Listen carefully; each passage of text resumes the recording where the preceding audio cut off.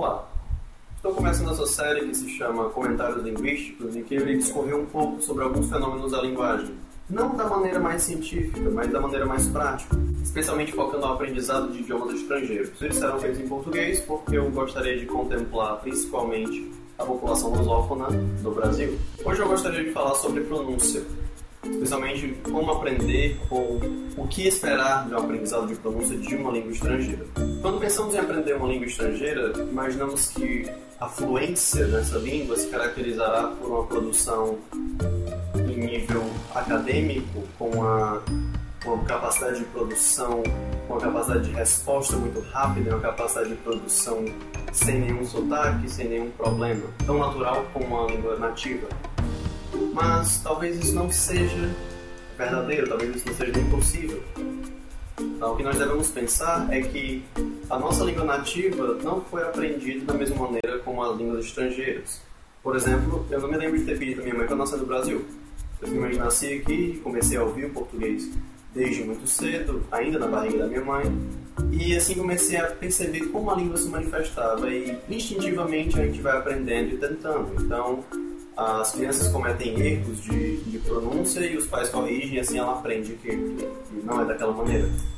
A língua estrangeira não é assim. Quando aprendemos uma língua estrangeira, adotamos um sistema lógico, porque nosso foco é a comunicação. E pensando nisso, talvez não seja necessário falar tão bem quanto um nativo. Talvez seja até interessante guardar um pouquinho de sotaque, um pouco nacionalista, talvez. Eu lembro do Ariano Suassuna, por exemplo, que fazia questão de falar funk, embora ele soubesse que a pronúncia era funk. E isso não atrapalhava a comunicação, no caso dele, por exemplo. Porque, até onde eu saiba, no inglês, nenhuma palavra que se pronuncie funk existe. E então, se ele, na Inglaterra ou nos Estados Unidos, quisesse falar sobre funk, as pessoas entenderiam que, ele não é nativo de inglês, 2, ele quer falar sobre funk. E isso é o mais importante. O aspecto comunicativo é o mais importante. Quando você estiver aprendendo pronúncia, não precisa focar tanto em dominar todos os sons daquela língua, mas sim em adotar o mínimo possível para que você seja compreendido. E, naturalmente, estar acostumado àqueles sons o mínimo possível para que você entenda quando falarem com você. Eu posso dar alguns exemplos de línguas que eu já estudei, ou que eu estudo, e que possuem sistemas fonológicos totalmente distintos. Eu gostaria de pegar o inglês e o alemão.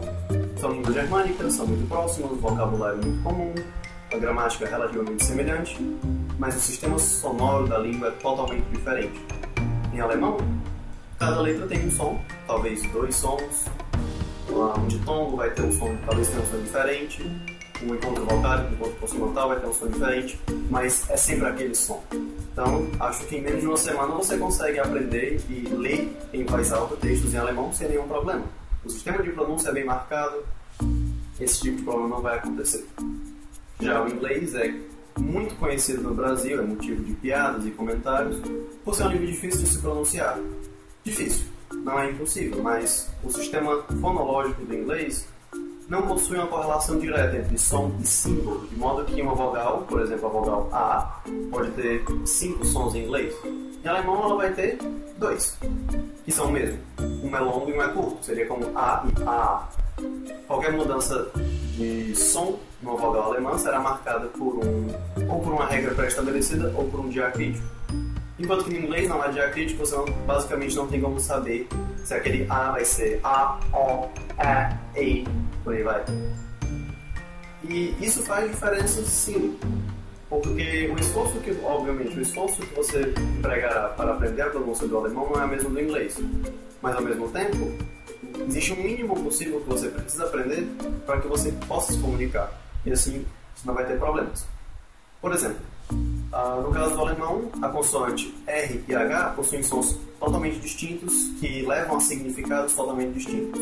Para um brasileiro é muito fácil confundir os dois, visto que no começo de sílaba, no começo de palavras especificamente, o R brasileiro fica H, que parece um H alemão, enquanto que o R alemão tem o som de Ra ou Ra, parecido com o espanhol.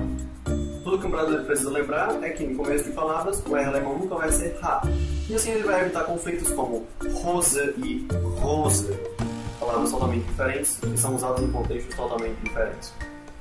No inglês é muito comum a referência ao R e ao L, que são retroflexos, isto é, a língua enrola, ela se volta para a parte de trás da boca, então ra, lá. Bom, é interessante, todo mundo ensina que isso é o correto, mas se nós visitarmos o interior da Inglaterra, por exemplo, ou a Escócia, ou talvez o país de Gales, a Irlanda, perceberemos que muitos deles usam R como ra. O que isso quer dizer? Quer dizer que se você é brasileiro e não consegue fazer o ra perfeito, você pode sim usar ra, porque não existe nenhuma outra consoante, nenhuma outra letra no inglês que produza esse som. Logo, red ou red dá no mesmo, tudo é a cor vermelho.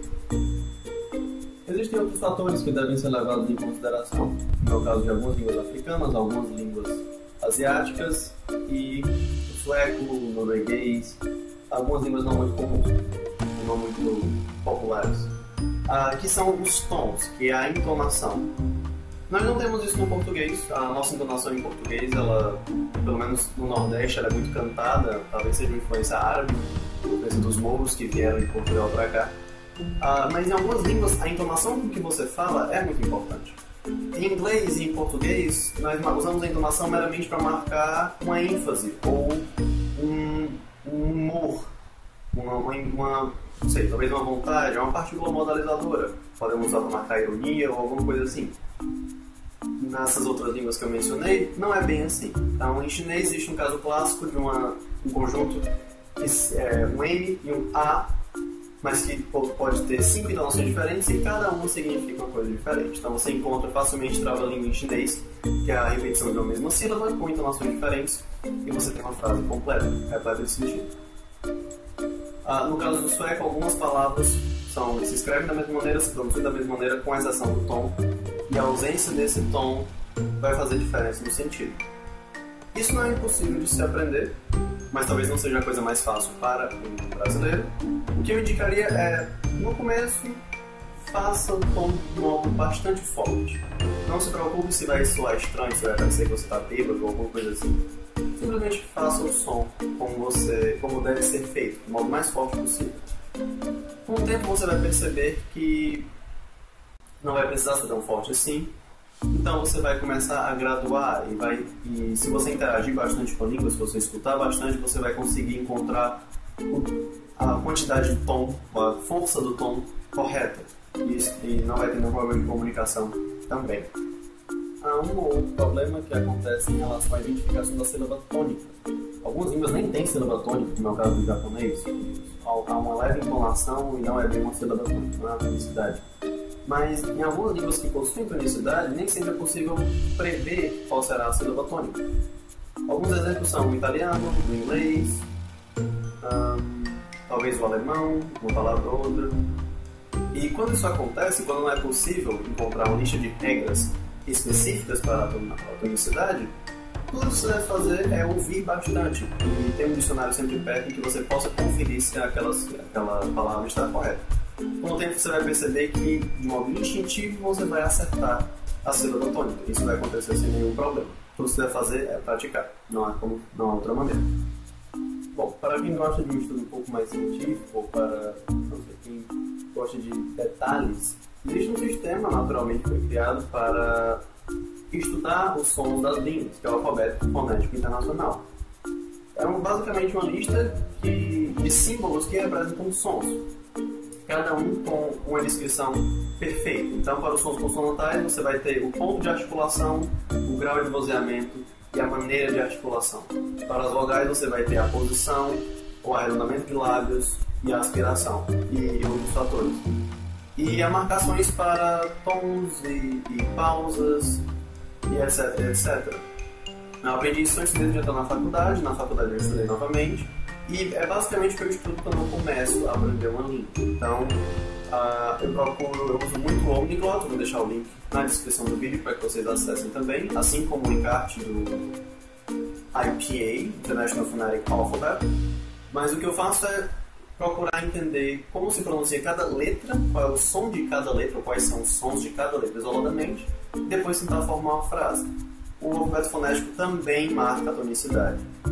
E uma vez que eu tenha aprendido isso, se não for possível aprender todas as regras, eu tenho sempre um dicionário no meu celular em que eu possa conferir a pronúncia. Eu uso o Wiktionary, que eu vou deixar o link também embaixo, e alguns aplicativos para Android. Existem dicionários que são muito bons, você pode ouvir, e são offline e são gratuitos. Eu vou tentar colocar o nome ou o link da loja do Google também na descrição. E uma vez que isso aconteça, eu procuro falar em voz alta e procuro alguém que possa me corrigir. Uma pessoa, um nativo ou uma comparação entre o que eu falo e o que o computador vai me dizer. É uma maneira um pouco mais técnica o uso do alfabeto fonético, nem todo mundo se dá bem. Quando isso acontecer, eu sugiro que você crie a sua própria anotação. Você escute várias vezes algumas palavras e tente entender como cada letra é pronunciada, como cada grupo de letra é pronunciado. Você pode desenvolver sua própria anotação. Então, por exemplo, o Aurélio, se não estiver enganado, o dicionário Aurélio da língua portuguesa, traz nas palavras importadas do inglês a pronúncia de maneira pouco técnica. Quer dizer, o que é jeans, por exemplo, ele não vai usar o alfabeto fonético, ele vai colocar D, J, I, N, S, que é como o brasileiro leria jeans. Isso também funciona, isso não tem nenhum problema. O uso do alfabeto fonético normalmente é restrito às pessoas que vivem na academia ou que preferem um estudo um pouco mais técnico. A vantagem é que cada símbolo fornece a descrição do som. Então, se você não conseguir captar só ouvindo, você pode ler como é que aquele som é formado. Seria, por exemplo, feito a partir de um jato de ar, da interrupção do ar. Se ele é articulado entre os dois lábios ou entre a dentição e o lábio. Se ele é vozeado, se ele não é vozeado e por aí vai. Para mim é muito útil. Você pode tentar. Eu acho que eu já falei no outro vídeo, vou só dar um pouco mais de ênfase aqui. O uso de músicas para se aprender a pronúncia não é muito indicado, porque há um barulho de fundo dos instrumentos. Normalmente o cantor precisa adequar a pronúncia para encaixar uma frase num verso ou formar uma rima, e isso às vezes atrapalha. Vai dar a impressão de que a palavra é pronunciada de um jeito, quando na verdade ela não é. Mas, de qualquer modo, é interessante ouvir música para que você se acostume a identificar as palavras. Se você consegue identificar uma palavra que é pronunciada com a métrica, com a tonicidade errada, com a pronúncia errada e com barulho de fundo, com certeza você vai sair bem numa situação comunicativa real. Eu acho que eu falei sobre os principais aspectos da pronúncia. Recapitulando, não precisa ser perfeito, basta ser inteligível. Então, a minha sugestão é que você procure encontrar numa gramática ou conversando com alguém o que é que você pode fazer errado e o que é que você não pode. Errado, entre aspas, por gentileza. Não há necessariamente um erro na comunicação, vale lembrar isso também. E é isso, espero que vocês tenham gostado. Por gentileza, deixem o gostei de vocês. E comentem se falei alguma besteira ou se esqueci de comentar algo, se você tem alguma sugestão para aprender pronúncia. Muito obrigado por assistir e auf Wiedersehen!